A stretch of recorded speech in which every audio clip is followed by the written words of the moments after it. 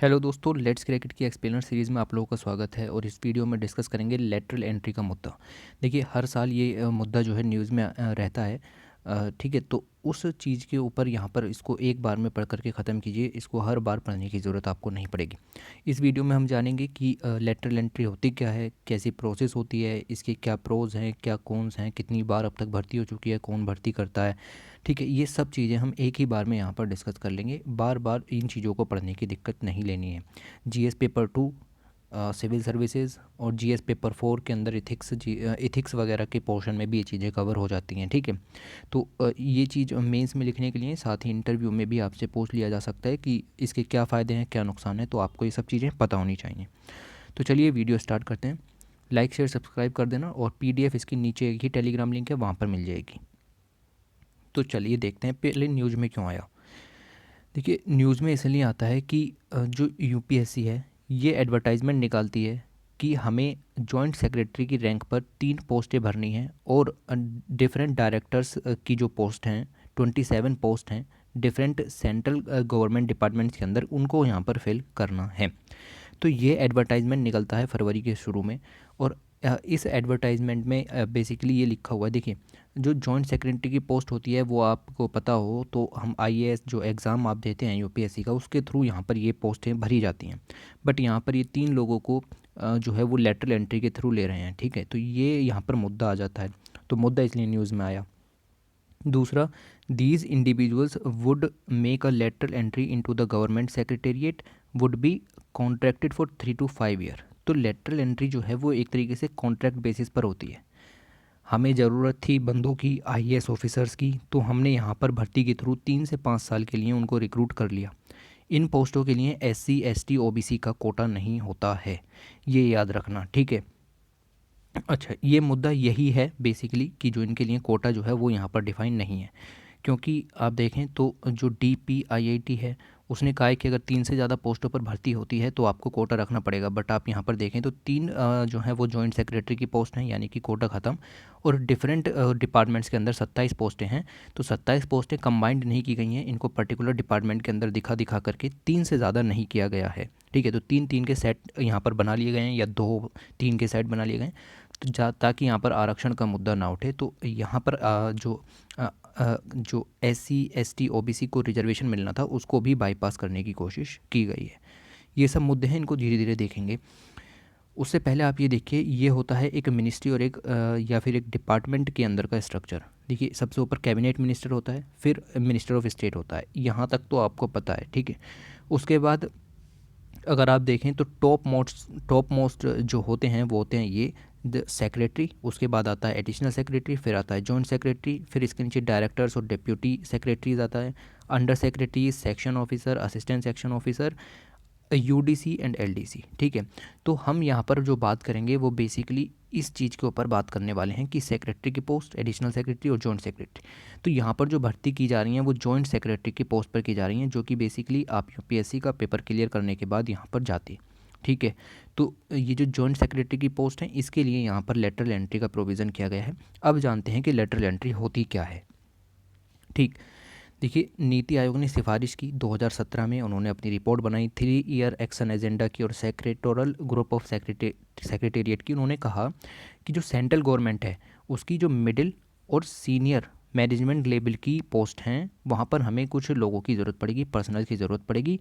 तो उन्होंने ये भी कहा कि इन पर्सनल्स के इंडक्शन की यहाँ पर बहुत ज़्यादा ज़रूरत है, नए बंदों को यहाँ पर लाने की ज़रूरत है। तो ये जो बंदे आएंगे इनको कहा जाता है लेटरल एंट्रेंट्स, यानी कि पार्श्विक भर्ती के थ्रू आए बंदे। देखिए, एक तो आप एग्ज़ाम क्लियर करके जाते हो, वो तो सिंपल नॉर्मल प्रोसेस हो गई, नॉर्मल कोर्स हो गया। आप उसके पैरेलल दूसरे तरीके से जा रहे हो, ये लेटरल एंट्री हो गई।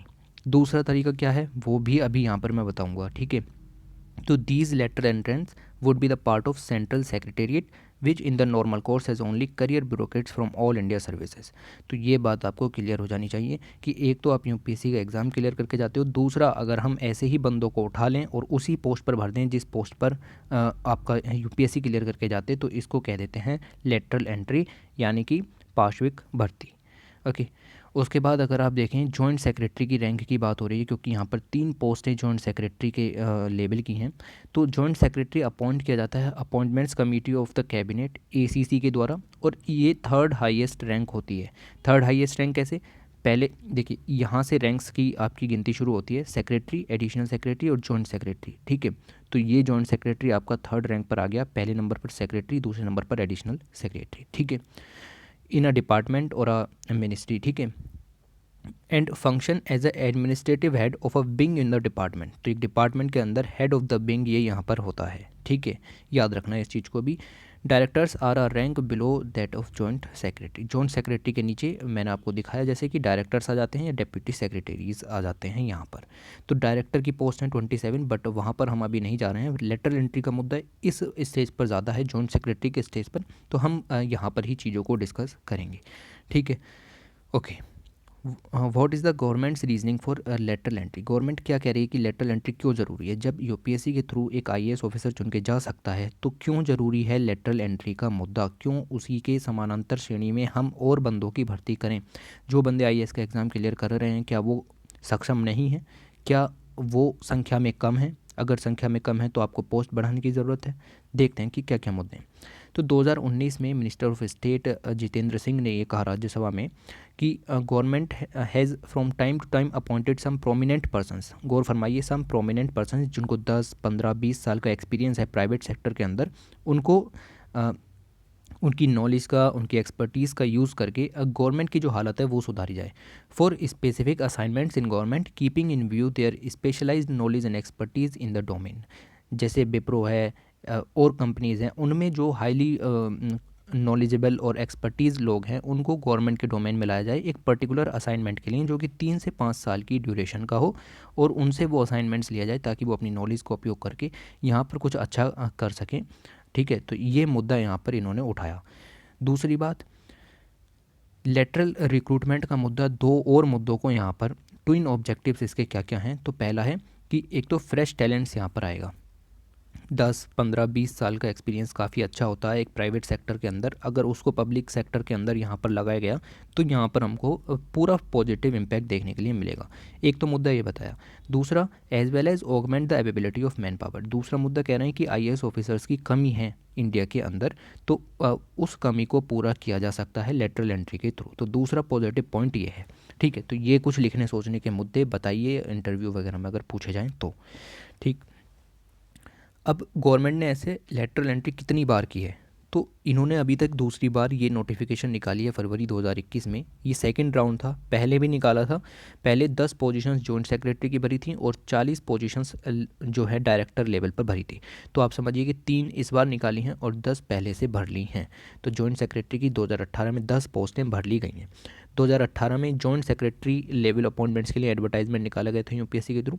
इस पोस्ट के लिए यहाँ पर 6000 बंदों ने एप्लीकेशन फॉर्म भरा था। तो आप ये समझिए कि जो प्राइवेट सेक्टर के बंदे हैं, 6000 बंदों ने, जिनको 10, 15, 20 साल का एक्सपीरियंस है, ऐसे बंदे 6000 बंदे इस 10 पोस्ट के लिए एप्लीकेशन डाल रहे हैं। ठीक, उसके बाद यूपीएससी ने सिलेक्शन प्रोसेस की। 9 को यहाँ पर चुन लिया गया। 9 इंडिविजुअल्स यहाँ पर डिफरेंट मिनिस्ट्रीज़ के अंदर 2019 में भर लिए गए जॉइंट सेक्रेटरी की पोस्ट पर, याद रखिएगा। ठीक है, तो 10 में से 9 बंदे यहाँ से चुन लिए गए। अब आप ये समझिए कि 6000 में से भी 10 बंदे नहीं निकल पाए, ये थोड़ी सी सोचने की बात है। अब बात करते हैं कि इसके फ़ायदे क्या हैं। The pros of lateral entry. Lateral entry का मतलब तो आपको समझ में आ गया होगा ना, सिंपल सा याद रखो। यूपीएससी का पेपर दोगे, जॉइंट सेक्रेटरी की पोस्ट पर जाओगे, पर ये दूसरे तरीके से बिना पेपर दिए उनकी क्षमता के बेस पर यहाँ पर उनको उसी पोस्ट पर ला दे रहे हैं। This is called lateral entry. हालांकि उनका इंटरव्यू वगैरह जो प्रोसेस वगैरह होगी वो यूपीएससी कंडक्ट करा लेगी। ठीक है, दूसरा, अब इसके प्रोज जानने की क्या क्या फ़ायदे हैं। तो पहला फ़ायदा है recruiting experts of the field.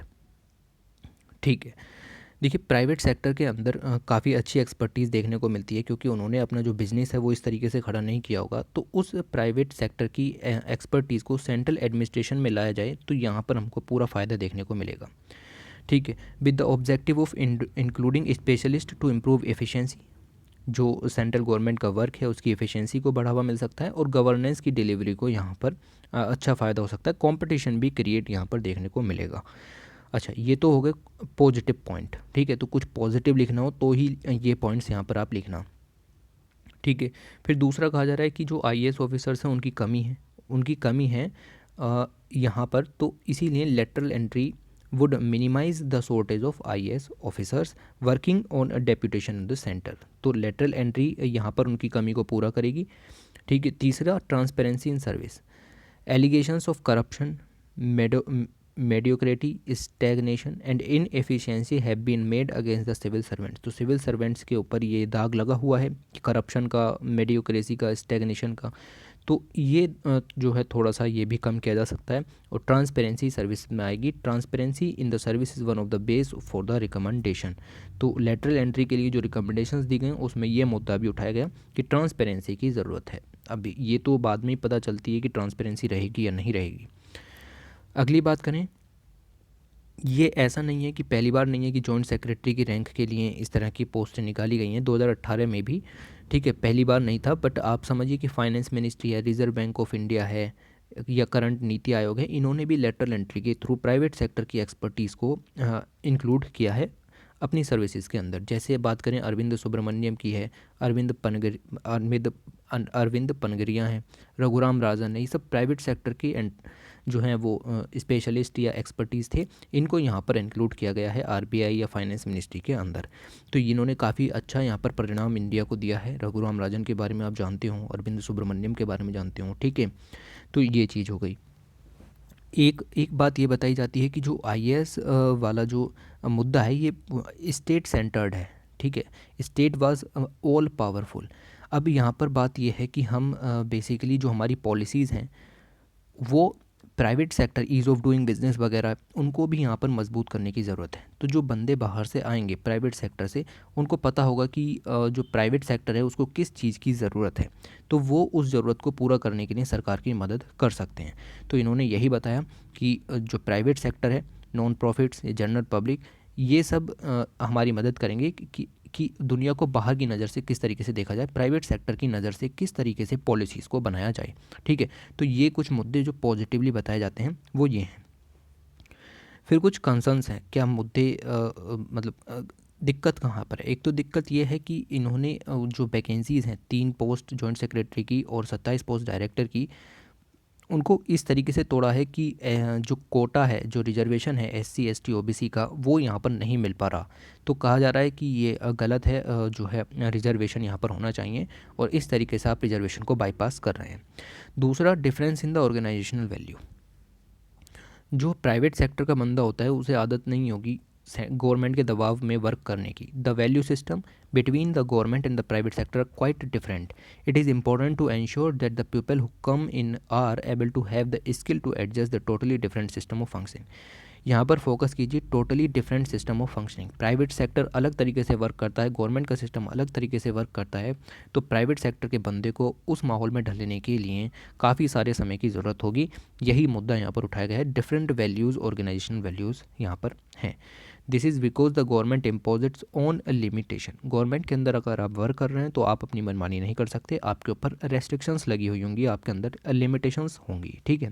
तो पहला मुद्दा तो ये। दूसरा, ट्रांसपेरेंसी इन रिक्रूटमेंट। ये क्या मुद्दा है, देखिए यहाँ पर जो है अगर आप देखें 3 पोस्ट जॉइंट सेक्रेटरी की हैं, तो अगर मिनिस्टर्स अपने किसी जानते हुए को, या नेपोटिज्म वगैरह का जो इशू यहाँ पर आ जाता है, इस तरह की चीज़ें होंगी, तो फिर इसका पूरा मकसद ख़राब हो जाएगा। One of the many reasons for the opposition against the lateral entry recruitment is the transparency in the lateral entry process. कि राइट पीपल जो ज़रूरी हैं, जिनके अंदर वाकई 10-15 साल का एक्सपीरियंस है और कुछ हेल्प कर सकते हैं इंडिया को बिल्ड करने में, तो उन्हीं लोगों को यहाँ पर लाया जाए, और जो सिस्टम है, प्रोसेस है रिक्रूटमेंट की, उसको ट्रांसपेरेंट यहाँ पर रखा जाए, ठीक है। नेपोटिज्म का इशू यहाँ पर नहीं आना चाहिए। तीसरा, डिमोटिवेटिंग द एग्जिस्टिंग ऑफिसर्स। अच्छा, आपने ये कह दिया कि जो आईएएस ऑफिसर्स इस समय मौजूद हैं, करप्शन का मुद्दा यहाँ पर है, और ठीक है। तो आपको क्या ये लगता है कि जो 3 बंदे बाहर से आएंगे, 27 बंदे बाहर से आएंगे, वो पूरी तरीके से दूध के धुले हुए होंगे? नहीं हो सकता ना ये भी। तो आप ये कह कर के आईएएस ऑफिसर को डीमोटिवेट नहीं कर सकते। साथ ही अगर आप देखें, the direct recruitment of the officer at the mid level of bureaucracy will affect the existing balance of officer, ठीक है। तो ये पॉइंट इंपॉर्टेंट हो जाता है। Demotivate current officers who could have struggled hard to get through the services in the first place after the clearing of exam. तो तीसरा मुद्दा यही है कि एक बंदा जो है वो एग्ज़ाम क्लियर करके यहाँ पर पहुँचा है और दूसरा बंदा 10 या 15 साल का एक्सपीरियंस लेकर के पहुँचा है, तो ये एक मुद्दा यहाँ पर उठ जाता है। ठीक है, ये सब मुद्दे लिखने वालने के हैं जो कि आपको हर जगह हर किसी मैगज़ीन के अंदर मिल जाएंगे और हर जगह पर यही मुद्दे लिखे जाते हैं। तो हमने भी यही मुद्दे आपको पढ़ा दिए हैं। ठीक है, उसके बाद अगर आप देखें वे फॉरवर्ड क्या होना चाहिए। ठीक है, अब अगर आपको लगता है कि आईएएस ऑफिसर्स की इंडिया में कमी है तो फिर आप थोड़ी सी पोस्ट्स यहाँ पर बढ़ा सकते हैं। दूसरा, करप्शन को कम करने के लिए आप कुछ मेजर्स ले सकते हैं। ठीक है, और अगर हम बात करें तो यूनाइटेड किंगडम है, ऑस्ट्रेलिया है, इन्होंने भी जो है लेटरल एंट्री की प्रोसेस यहाँ पर की गई है। चौथा मुद्दा ये है कि अगर आप लेटरल एंट्री को अलाउ कर रहे हैं तो फिर ये करप्शन वगैरह का जो मुद्दा है या नेपोटिज़म वगैरह का जो मुद्दा है ये बीच में नहीं आना चाहिए। बिल्कुल एकदम क्लियर ट्रांसपेरेंट प्रोसेस होनी चाहिए सिलेक्शन की। ठीक, कंट्री की प्रोग्रेस ज़्यादा ज़रूरी है ये देखने से कि कौन ज़्यादा हर्ट हो रहा है। ठीक है, अगर आपको लगता है कि हाँ 3 बंदे भर्ती करने से हमारी जो 3 बड़े मुद्दे हैं वो सोल्व हो सकते हैं तो यस आप कर सकते हैं। ठीक है, तो ये पहले ज़रूरी है, कंट्री की प्रोग्रेस फर्स्ट ज़रूरी है। ठीक है, तो ये सब कुछ लिखने वालने के मुद्दे आपको पता होने चाहिए। Defined structure to allow later entry to professionals into the civil service are urgently needed. तो यहाँ पर आप लिखिए कि ठीक है पोस्ट ज़्यादा नहीं है, जो रिक्रूट होकर के बंदे आ रहे हैं उनको भी ये चीज़ को समझना पड़ेगा कि कंट्री की जो प्रोग्रेस है वो सबसे पहले ज़रूरी होती है। ठीक है, तो ये हमारी लास्ट स्लाइड है और काफ़ी कुछ हमने इस वीडियो के अंदर डिस्कस कर लिया। सबसे पहले हमने लेटरल एंट्री को डिस्कस किया, नोटिफिकेशन जो जारी हुई, फिर मिनिस्ट्री का स्ट्रक्चर क्या होता है वो देखा और लेटरल एंट्री के बारे में जाना क्या होती है। उसके बाद हमने जाना कि क्यों लेटरल एंट्री सरकार की मंशा है कि लेटरल एंट्री के थ्रू यहाँ पर भर्तियाँ की जाएँ। फिर ये भी जाना कि कितने समय में मतलब कितनी बार अब तक जो है लेटरल एंट्री की प्रोसेस की जा चुकी है। उसके बाद प्रोज जाने कॉन्स जाने। ठीक है, तो ये सारी चीज़ें यहाँ पर कंक्लूड हो जाती हैं और इससे ज़्यादा मुझे नहीं लगता जीएस पेपर 2 में आप कुछ भी लिख पाएंगे क्योंकि 250 वर्ड का यहाँ पर जो है एक आधा ऐसे लिखने के लिए आ जाएगा। तो काफ़ी है, इससे आपको काफ़ी हेल्प मिलेगी। Thanks for watching, take care.